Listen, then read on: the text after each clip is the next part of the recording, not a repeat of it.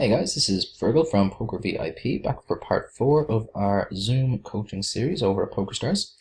So this video is actually going to be a direct continuation from part 3, so we're sitting back in with the exact same stacks. So the emphasis on this video is actually going to be focusing on deeper stack play, which I think will hopefully make for a very interesting and hopefully a very educational video. So we're going to jump straight back into the action. So again, as per usual, we're going to be two-tabling 10NL Zoom. I'll be playing through my regular game. I'll be talking through my thought process as we come. And as I said, hopefully with the larger stacks that we've accrued already, hopefully we'll get into some interesting spots.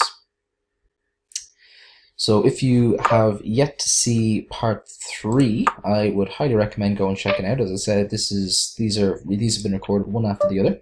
So if you want to see me get these stacks, you can do so. Or if you want to watch this first, they're all completely standalone, obviously, so you don't need to watch them in order. But obviously, I would recommend checking them all out at some point, if you enjoy this one. So this is actually quite an interesting spot. So again, we're right into it, where we have a guy who has a similar stack size to us. So we actually have him covered, but not by much. We're going to start this off with a 3-bet. We're going to size up a little bit than we normally would in this kind of situation. Pretty bad flop for us, unfortunately. I don't think that I'm going to want to fire a c-bet at this. There's a lot of boards where I would be c-betting where we haven't connected. I don't think this is going to be one of them. When it goes check-check, though, actually no, we are planning on giving this up pretty much. He checks and he checks very quickly. I don't think that we can show down 7 high here. I think we have to take a stab. I feel that maybe we should have bet the turn. But he wasn't folding to the ace on the turn. No, okay, I'm happy enough with that. Maybe it could have been played a little bit better, but it can't have been that bad. Over on the left table here now, we have an interesting decision. So we bet the flop, and then we get dunked into on the turn. I think I'm actually just going to make a pretty nitty fold here. I wouldn't be shocked to see a hand like Queen Jack or something along those lines here that's improved to 2 pair, and it's pretty unlikely he's doing this with a worse ace, to be honest. So I'm going to make a nitty fold. So bad start to the session with that 7-5 hand. As I said, I'm not that upset. Maybe our river bet might have been too large is the only thing. I don't think we needed to go that big with it. To kind of fold out the weak pocket pairs and those types of hands that we were kind of targeting there, I think a smaller bet would have done the job. But again, that's a fairly minor detail. It's not going to be that big a mistake, I don't think, in general. Easy squeeze here with the jack and the jack. So we get 1 fold, and Confecta, we're nice and deep here, so I don't hate a call. Jacks will be a reasonably tricky hand to play out of position, but again, as I said, obviously it's going to be way ahead of his button calling range. The cutoff is open, so I'm not going to be that upset if he does click the call button by any stretch.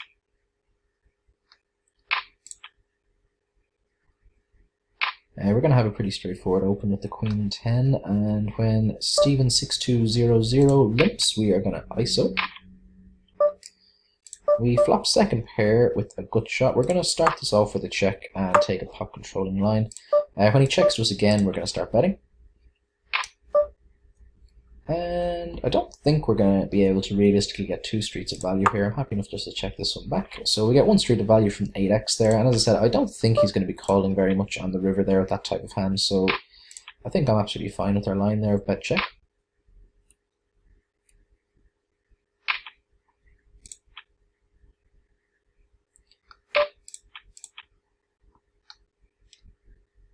With the ace-5 suited, we are more than likely going to be playing.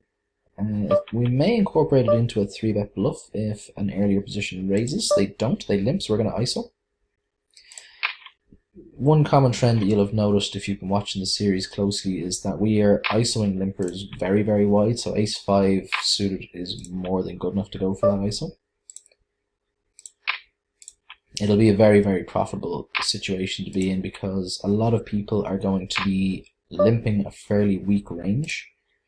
And they're going to be limp calling and then just giving up on a huge amount of flops. When the queen rolls off, we're going to barrel here. We've picked up the flush draw, and there's an overcard to any 10x that he may have, so it's a pretty fine situation to be in. I think I was probably going to unload a 3rd barrel on that river there regardless. of whether we improved or not. I think there's a pretty decent chance there. It's really important that we make sure to fold out all of his 10x, which I think we will quite successfully with triple barrel, even if the turn doesn't do the job. So ace 10 here versus this particular player. I'm actually going to use this as a 4-bet bluff rather than a flat call. I don't hate flat calling when we have position, but I think I prefer just using it as a cold 4-bet bluff here. This guy seems to be very, very aggressive with his 3-bets. We're super deep here as well, so it's going to be a really horrible situation for him to be in. So the fact that we're over 200 BBs deep there and we have position was a pretty key fundamental factor there. It's a prime example about how you can use your stack to really kind of apply a lot of pressure there. And the fact that he was an aggressive 3-better for sure made it much easier, obviously. I don't love this open because the button seems to be a fairly active 3-better himself, but fortunately we get through the button. We're just heads up now versus the big blind, who we don't know much about. I think we're going to start off with a check here with our ace high. C-bet wouldn't be absurd, but I think I'm fine just checking this one back as well. I think ace high is going to have enough showdown value that we can just check it down. This guy overfolds to 3-bets to an absurd amount, so we're going to go ahead and do that. So I'm surprised he didn't bet at any point there with the open ender. I feel that he should have been coming alive and betting the turn there when I check back. Seems like the right thing to do to me. He probably could have won that pot with a bet on the turn.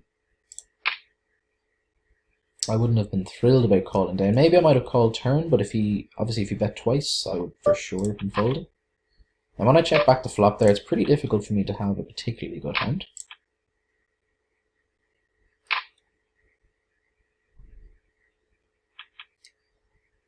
Pocket sevens, we will more than likely be defending. It's just a case of whether we want to be flat calling it or 3-betting it. I think I'm going to start off with a flat call.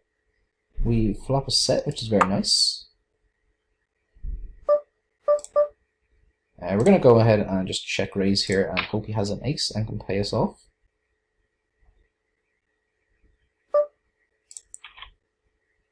We definitely want to be charging potential heart draws as well, but it's really more his ace-x here that I'm targeting. I'm not actually in love with this re-raise. I mean, I'm never considering folding here, obviously, but I wouldn't be shocked if he shows his aces here, but hey, if he does, then so be it. We're all in. So he has ace-queen. That's a really, really awful stack off, in my opinion. So basically, when he has a hand, that's exactly the type of hand the reason that I wanted to raise and look to build a pot. Now, I mean, I feel he should not be raising the ace-queen there as a 3-bet. I don't think he can fold to my check raise. But he didn't have to lose his entire stack there, I feel. I think you can call down there quite profitably. And when you do get all of the money in there, I mean, best case scenario, I've got a flush draw, in which case you're ahead, but you're not, it's not like you're crushing. And I'm definitely going to be showing sets there somewhat often as well. So, and when I have a set, like he's almost drawn dead, he had like a 5% hand there. So he was drawn dead to the runner full house. But hey, we're not going to complain, just ship the stack our way, it's always nice.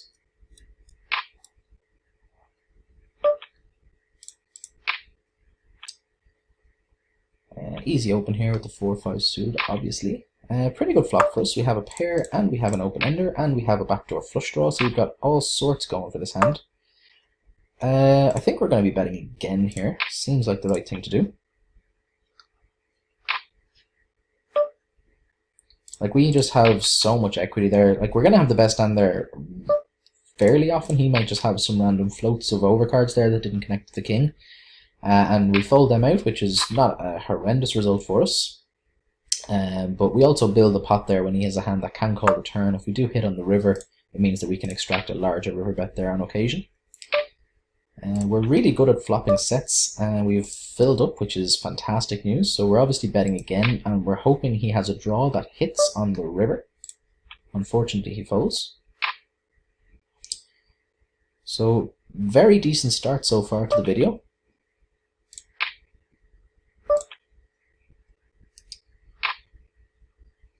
We're just flopping the world. So another very strong hand here. We have top and bottom pair on the ace queen 10 board. Again, if we are somehow beat here, realistically, we're probably going to be losing or doubling this guy up, should I say. So you'd notice I'm kind of betting on the larger side. I probably could have sized this a little bit better so that we have a more comfortable river jam, but we're still going to be jamming the money ourselves. He definitely can be calling us with a lot of single paired aces and so on. And there's no point in betting smaller there, I feel. I think if he's going to be calling a bet, he's probably going to be calling the all-in as well. So those kind of spots are really important to recognize where you have strong value and your opponent's calling range isn't going to really change much based on your value, or based on your sizing rather. You should be going obviously as large as you possibly can. Like that kind of board, if he has a hand he's going to be calling with, as I said, I'm fairly confident he's going to be calling an all-in there and not just a smaller bet. So obviously I want to be maximizing my value when he does have that type of hand. Interesting flop over in the left table. I was going to be check calling. I don't love the jack. I think I'm actually going to make a kind of nitty fold. Now that jack really sucks. He's going to have some 10x where he may continue bluffing. He's going to have some made straights, but not very many. Obviously we block the hands like queen 10. He's going to have some flush draws and overcards as well, which again we're ahead of, but he can put us under a huge amount of pressure because if we call, we're just going to have to check to him again. It's going to be a lot of bad rivers for us, and we are going to be drawing very slim very often there as well. So I think just check folding there. While it's kind of nitty, I think it's going to be better than trying to continue there and turn a losing proposition into a winning one.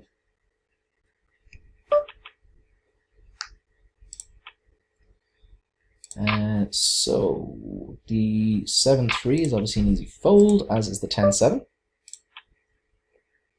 We are going to be playing the ace-9 though, unless there's a lot of action for us. So we're probably going to be raising the cutoff if he opens. Yes, we are. Again, we're nice and deep here, so I feel that we're going to be able to significantly outplay him on a huge amount of run-ins. This is one I'm actually going to check this back with top pair, top kicker. There's not a massive amount of cards I'm afraid of. And I think he's actually going to have a stronger ace than us somewhat often as well. So usually he's actually going to only have like 3 outs very, very frequently. I'm actually going to check this back, try to induce, and just bet small now on the river. If he bets himself, we're just going to click call. So he has the flush. That's unfortunate. But we were correct in our assessment that he's going to show us a decent number of stronger aces with the way that hand played. So I like our line in general to try to induce bluffs. Obviously we let him get there that time, but I don't think, realistically, he's never going to be check folding when he picks up the flush draw. So the way we played it there, we definitely allowed him to get there, but I also think that we're maximizing the opportunity it gives for him to bluff at it, when he's not going to have a huge amount of outs very frequently there either. So I'm okay with that. It obviously sucks when the runner comes in, but as I said, I'm not gonna be too stressed about it. When he calls, and he calls very quickly, we're just giving up completely here. Very unlikely that we're ahead here. We beat some of his flush draws and so on, but not that many. And yeah, usually he's going to have some sort of pair at least to go along with the pair of nines there. I wouldn't be shocked if he shows trips there either. Unfortunate flop for us. We're going to start this off with a check, and we're going to bet it now, I think, for value, try to get some value from 10x and so on. And I think we're going to bet again for value here. If we get raised, we're going to have a pretty straightforward fold. One thing you'll notice throughout my videos is that I'm never afraid to go for thin value with a lot of hands that a lot of other people in the pool won't go for. But like in a situation like that, it's very, very tough for him to have an ace with the way he's played his hand. And we beat pretty much, like realistically, we beat all of his other hands because presumably he's going to be betting his, 3-betting his kings pre. So we flop a full house. Unfortunately, we get no action though.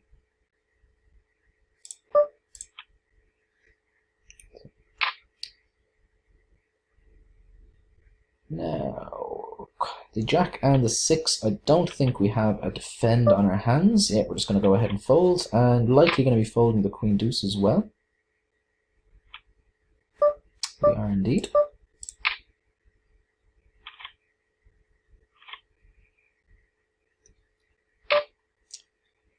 Easy open with the threes though. We open any pocket pair from any position when we're first in. I know a lot of very good players that elect not to open the lower pocket pairs from under the gun and so on. I think at these limits it's absolutely fine to do. Maybe at the higher stakes it's not going to be profitable, but I mean I've checked my database. I know I'm turning a profit for sure with all pocket pairs. So I'm absolutely fine in doing so. We are going to be checking this back now. And with the way we've played it, I think we would have had to call a river bet here. I'm not actually thrilled that he's checked. I think when he checks here, he's going to show us a better hand quite often. I think he would have tried to bluff his missed hearts there very frequently. So yeah, I'm definitely not shocked to see a hand like pocket nines there at all. I would have been, I know it's kind of counterintuitive, but that's one of those spots where I would have been more comfortable calling a bet than checking back. I would have been more confident of my chances if he had bet than if he had checked. Because just as I said, mainly the hands that we're ahead of there are missed flush draws, which more than likely would have tried to take it down with the river bluff. But when he does check there, I think he's going to show us hands like that fairly frequently. I wasn't expecting to be quite as strong as nines, but yeah, that kind of nines, any pair below the 9 that isn't a set are all kind of similar strengths. They all kind of make sense to take that line for sure.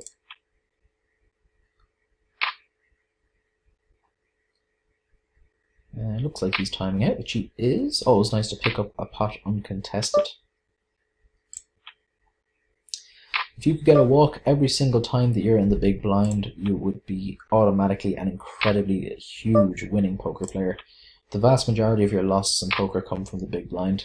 So if you could somehow manage to get a walk every single big blind you were dealt in, it would essentially be impossible to be a losing player. So you should never be unhappy getting a walk in the big blind. Always just think that to yourself. Even when you have aces and they just give you the walk while it's tilting as hell, just think to yourself that, hey, if that could happen every single time, you'd be a millionaire. It's not the worst result in the world.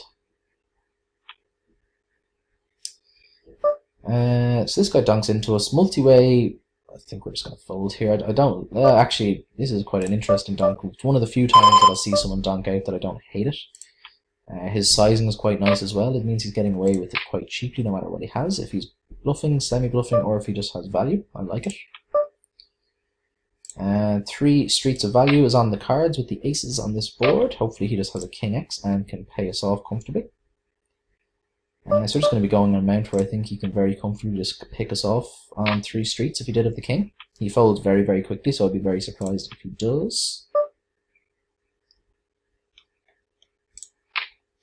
It's kind of torn between calling and 3-betting the 10s here. I think I prefer 3-betting. It's definitely close though. Calling is absolutely fine as well. I think 10s is the kind of borderline hand. Pocket 9s I almost certainly call. Pocket jacks I almost certainly raise. Pocket 10s I can go either way. We get 4-bet and I am quite sad. I think we're just going to go ahead and fold. We definitely can't call, and I don't want to 3-bet, or I don't want to 5-bet get it in for 150 or 160 BBs for sure with pocket 10s, so unfortunately we're just going to make a sad fold, which just have to be made occasionally. We are going to go ahead and 4-bet the ace-king though. I'm not overly keen about playing it 3 ways out of position. And obviously if this guy puts the money in, we're just going to, we're not folding it. So what I'm going to do now, I mean, he's got pot left behind, so what I'm going to do is just take a line to encourage him to jam worse aces, like hands like ace-queen, basically. Interesting, when he calls now, we're almost certainly behind, so I'm just going to check and give this one up, basically. Pretty surprised that he's checked back the turn. Pretty damn surprised, it must be said. Very, very strange line by this guy.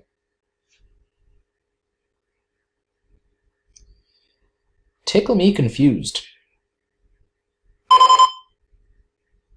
I mean, when he calls the flop... Oh, something kind of makes me want to call this bet. I think it'd be a bad call. I'm not going to, but I'm not convinced about that at all. It's definitely possible that he was full of it there, that he just called with his random holdings, or maybe more so, it's more likely that we were chopping there than that it was ahead. But I think it's definitely possible that we're chopping there for sure. And it's also possible that he just flopped an absolute monster with a hand like pocket jacks as well. That wouldn't be out of the question with the way he played that hand. I'm not entirely sure about that at all. But I think trying to make that hero call with ace king, I think, is going to be a losing proposition in general. Just one of those spots where his line just didn't really make much sense at all, and our hand was very, very face up for ace high, so it's a really nice spot for him to put the pressure on there with no matter what he has. So kind of an unfortunate situation, but hey. We flop a belly buster, which is quite nice. We're probably going to go for a check and a raise. Very tough for him to have connected strongly with this board, so I think the check raise is going to get through fairly often on itself. Sucks that he checked back. I guess we're going to start betting ourselves now. Nice that he snap folds. Always fun to win pots with 8 high. Obviously, we don't absolutely hate a call there by any stretch, but the fold is definitely going to be better for us EV-wise.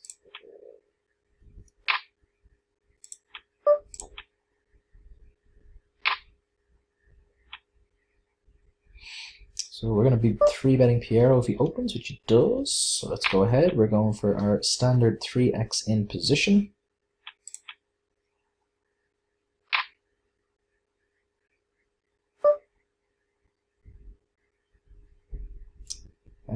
I'm not loving the 4-bet by any stretch. We know nothing at all about this guy. I don't really want to fold. He's made it quite large as well, so what I'm going to do is I'm just going to call and get it in on any flop that doesn't contain an ace or a king. This one does contain one, unfortunately. If he bets here, we're folding. If he checks, we may consider doing something crazy. But yeah, he bombs out. I absolutely hate his sizing here, no matter what he has. It's just absolutely unnecessary. If he is doing this as a bluff, which I doubt he is, it's way too large. And if he's doing this for value, again, it's pretty atrocious because, you know, if he has a hand like ace-king there, for example, which I would expect he's going to show us there quite often, there's absolutely no need to go that large. Like, he wants to make sure that we get it, that he gets our stack in that sort of situation. So I think betting that sort of large sizing is just going to completely alienate the majority of my range. So we're just going to be 3-betting. We're going to get it in with the ace-king if this guy rejams. We flop very, very well. Obviously, we have 2 overcards, and we have a flush draw to the nutter-reenies. So if this guy jams, it's going to be pretty likely we're against a pair, but we have a small edge in that situation. Fold isn't a horrible result there, but I wouldn't have minded getting it all in either. Not by any stretch. Pretty decent flop here. We have top pair and a very good kicker. It's pretty unlikely that we're beat here, so we're just going to be betting for value. Ooh, don't love this raise at all. Not but at all. We know very, very little about this guy. He seems on the more aggressive side, but not to the level, not to an absurd level. I'm not folding, but I'm not in love with this at all.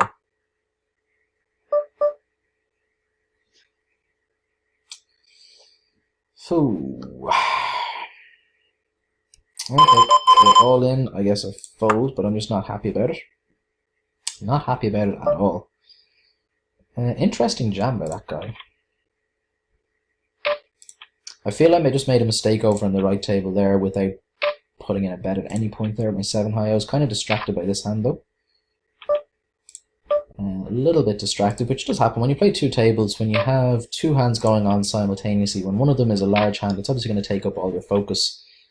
So that's why I'm not a fan of kind of 4-tabling, because I find it very tough to 4-table and give your proper focus to all of the little situations that arise when you have any sort of reasonable hand going on. We're going to start off with a call here at the pocket fours. If he barrels this queen board, I guess we're just going to fold it though. It's going to be pretty difficult for us to call down on a lot of different runouts there. So we're going to go ahead and make the fold. So what started off as a very nice session has gone downhill a little bit. We're still up for the session. We're up a couple of dollars, but not as much as we were, which is always a shame.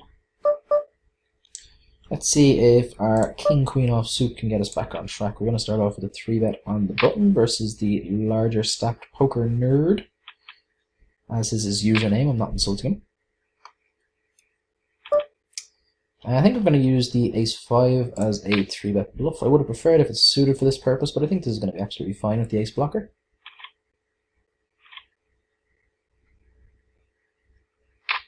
Obviously the suited aces are going to flop a lot stronger draw-wise if he in the situation where he does call us, so we're going to be able to continue a lot more profitably.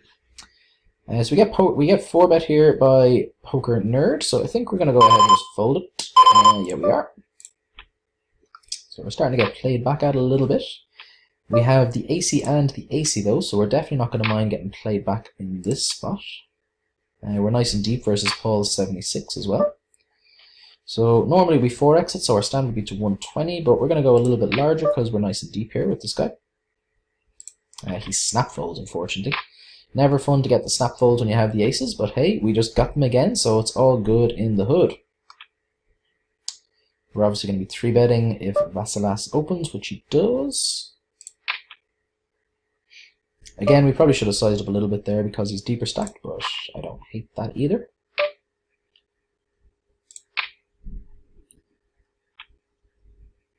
The big blind here looks very, very nitty, so if it's folded to us, we're going to open, and yeah, we're just going to fold when it's open from the mid position.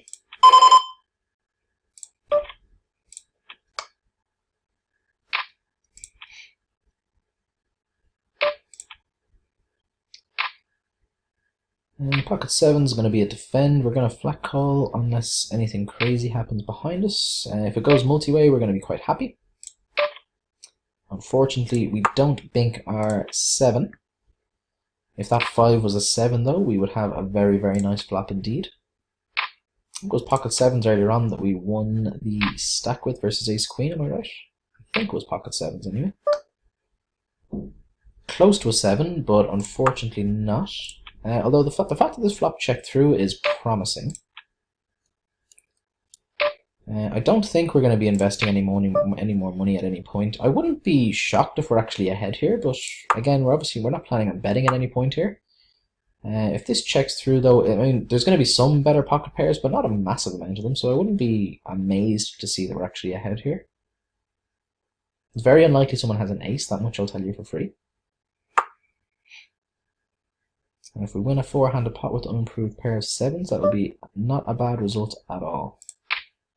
So we're beaten by the 8, but I'm guessing that we were ahead other than that. We were indeed.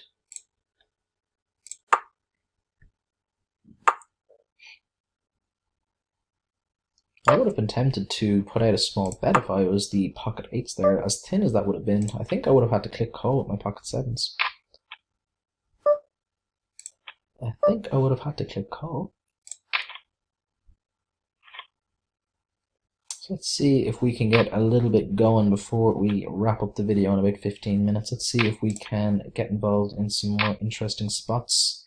Hopefully win back a stack. So we won a stack early on in the session. We've kind of lost it back now as the session has gone on. We're still up marginally from when we started, but it's very, very close. This hand has potential, that much is for sure. It's a paired board, obviously, so I'm not in love with this. And we now have a pair and a flush draw. We're gonna go ahead and just bet really small here. I don't want to really give 3 other people a free river card. So we're gonna start off with a bet. The cool thing about this 6 is that we now beat all other flushes, or all other flush draws, should I say. We now have a full house. We're just gonna click check and click call. We're never going to fold out a better hand than our 6s. Our kings full of 6s. Like pocket 7s, pocket 8s, pocket 9s, pocket 10s, all of those hands would make some sense, and they're never going to fold. He's going to have an occasional missed flush draw that may decide to bluff at it, so it's going to be fine. He's going to have, yep, 2-3, which was a flush draw and a gut shot as well. So again, if we had bet ourselves, we would have for sure folded out that hand, but by checking to him, we instigated a blufferini.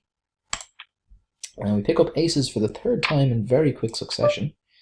So hopefully we can get a bit more action out of it this time. So again, we're going to be sizing up a little bit because we are deeper. Again, snap folds, unfortunately. all the folds with pocket aces. And just to clarify, when I size up like that, my general rule of thumb is that I'll do that with all of my 3-bets. That's not like a strength tell. I don't just do it with aces or with my strong value. I'm gonna be like I have my 3-bet sizes down regardless. It's by position. It's regardless of hand strength. And when we're deeper stacked and I'm going for the 3-bet, as long as I notice that we're deeper stacked, I will be doing that all the time with my weaker 3-bet bluffs as well. I'm not always as vigilant as I should be though when it comes to investigating the stack sizes behind. So we're not folding the ace-jack suited, we're going to call and we're going to see a flop. This guy, over a small sample, has been on the more aggressive side of his 3-bets for sure. It is a very small sample though. We flop quite well here though. We have top, we have a backdoor flush draw. We're going to be checking and calling. And when he checks back, we're going to start betting ourselves. We want to get value. If he's a hand like ace-queen or ace-king, we want to see if he can call us with a single bet. With the overs and the gut shot, and obviously it just kind of makes sense to go ahead and bet again now. Those hands we have now picked up showdown value and we're still ahead of them, so I think I like betting again. I would have expected him to bet a hand like king queen, so I'm not overly concerned about the straight here. But he folds and he folds quite quickly. So we're obviously wrong in our assertment that he may have had hands like ace king or ace queen. I think those hands would probably call, or at least think about it a little bit longer anyway. No set for the 5s. We're going to check, and on this board I think we're just going to check fold. I don't think there's much point in continuing there. I don't like check calling, and I really don't like check raising, so that only leaves check folding. We're going to be happy to play a multi-way pot though with a reasonable suited ace. Squeezing here wouldn't be absurd, but I think it's actually fine just to call because we are flopping all sorts of strong potential today. So we're happy. I don't really see much value here in raising at all, so we're gonna click call and come along for the ride and see if we can make our nuts.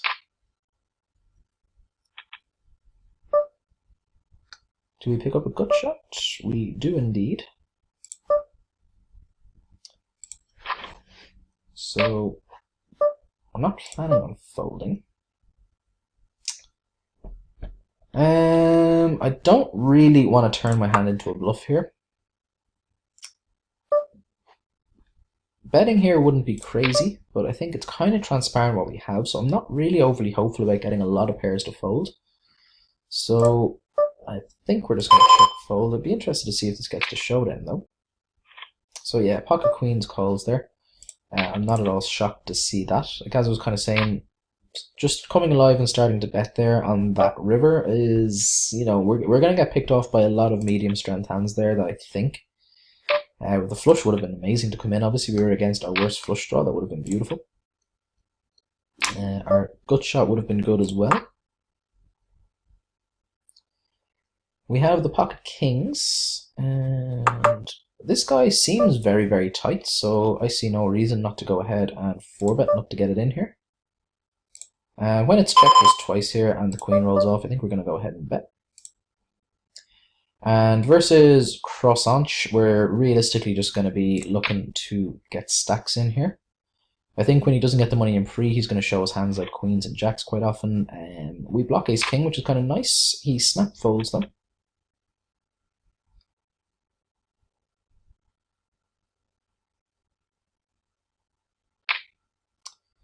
So we bet the turn over here, and we got a caller. I think I'm going to barrel again. It's just a question of sizing. I'm not sure. Like obviously, he can have hands like flush draws where he's going to be folding to any sizing, and he's going to have hands like queen x, which is probably going to fold to a very large sizing. I think I'm actually going to go small and just aim for his flush draws here.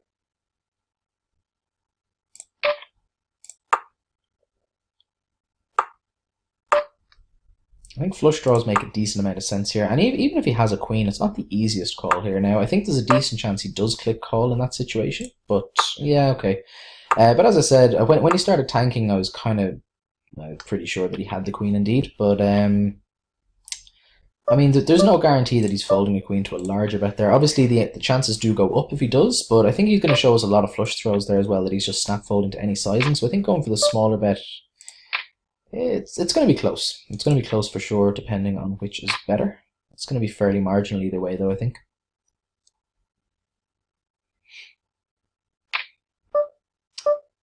We're just going to go ahead and fold the fours, even though the thoughts of playing it multi-way is somewhat attractive. I think we're not going to be getting the correct price there to continue.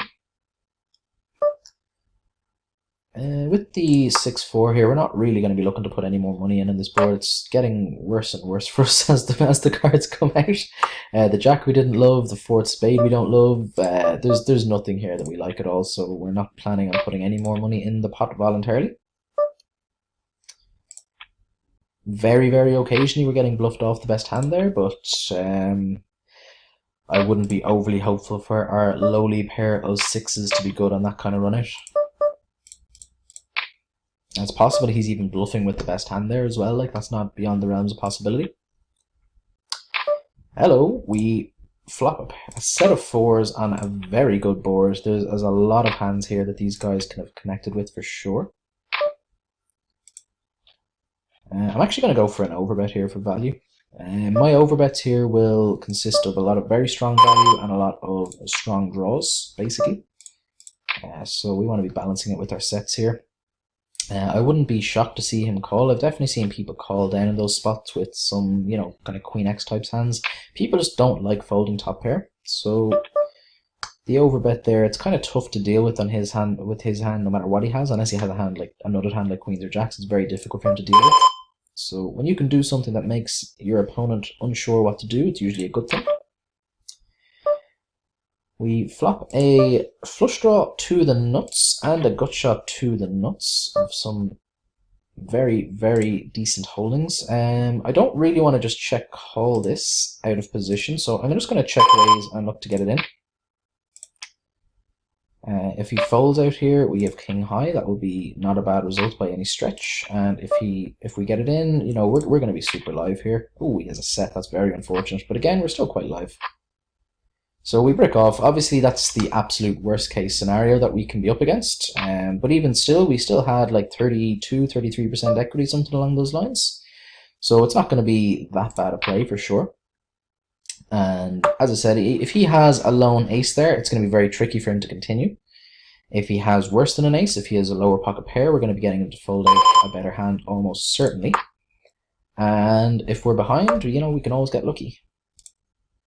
And even versus the absolute nuts in that situation, we still had 30, 33%, something like that. So, you know, when you have a gut shot and a flush draw, all of which are to the absolute stone cold nuts, it can never be that bad to get your money in there, right? It's pretty difficult to see how this guy has an ace, so I'm just going to go for a bet again here and try to get some value from worse hands. If he raises us, we're going to be very sad and we're going to fold, but I think there's value to be had here for sure.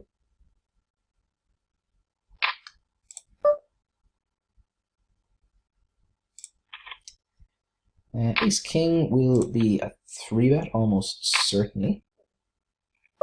It is indeed. So we're actually down now for this session. This is going to be the first, if we don't manage to get a few dollars back, this is going to be the first video where I've actually had a losing session, which would be unfortunate. We started off up about a tenner from our previous session, and we're now up $6. So we're not losing significantly or anything like that. EV wise, we're still probably up, which is nice. You can always look at those Sklansky dollars to see how you're doing. It's a much more accurate representation, although it is not perfect, of course. The ace-10, we will be bringing it in. If squirrel raises, we're going to have a decision. I think we're going to go ahead and 3-bet. Seems like the thing to do. We're going to be raising pretty much any ace from the cutoff here. So Wanizika calls from the button, which has me concerned. I don't like this flat call by any stretch. And squirrel comes along for the ride as well. In general, this is going to be a pretty bad situation for ace-10. I'm not really looking to invest more money in here at a multi-way pot. I think we're just going to check this one and give it up. this cold call is going to have us in a fair amount of trouble quite often. Although we are super deep, so I guess they can be calling somewhat wider. But again, if we widen their range, this is going to have this board is going to have absolutely smashed their wide range. Their pseudo connectors, their lower pocket pairs, and so on that they may be calling with now because we're deeper. That's going to have connected really, really well with them. So if anything, that's actually more of their wider range on that particular board is more of a reason to fold, which seems counterintuitive, but that's the way it is, unfortunately. Yeah, but as I said, we have only ace-10 high on a very connected and wet board, so we're not going to be too upset about the fold.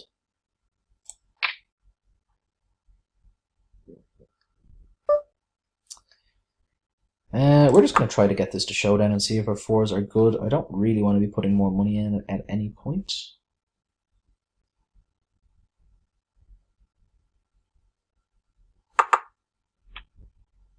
So unfortunately the jack gets there in the river, but again, not something that I'm overly upset with how we played. Really surprised that the jack didn't try to bet that at any point. I feel like he essentially has the nuts there when it's been checked 3 times to him. So I'd definitely be trying to eke out a little bit of value if I was in his shoes. We're going to be calling unless anything unusual happens, like this 3-bet. When it gets 3-bet, we're just going to fold.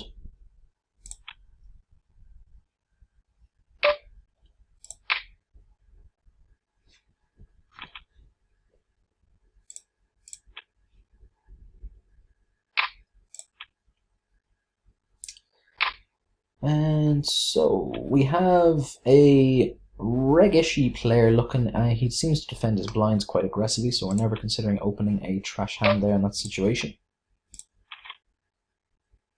Really interesting player there. His profile is quite unusual. He was quite tight pre-flop in general, but from the blinds he just seems to go absolutely berserk. Now it could just be a sampling size issue, obviously. Like when a lot of my samples exist of kind of only less than 200 hands, there's going to be a huge amount of sample bias, especially when you're looking at positional stats. But it's still pretty unusual to see someone with over 100 hands, which I think I had over 100 hands in him, to have that kind of profile where he is not folding to steals much, but he's exceptionally tight pre-flop.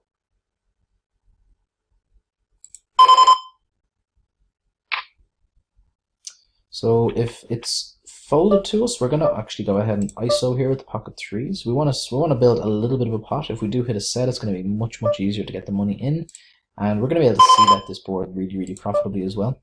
Like his limping range shouldn't consist of many aces, and when we do get called, we're just going to bink our 3 on the turn anyway, because hey, that's how we do it. Hit the 2 outers. It's the way to go. It's the way to be. But he folds anyway. Obviously, on the second bet there, we didn't want to fold, but hey, we can't have it all. We can't have it all, can we?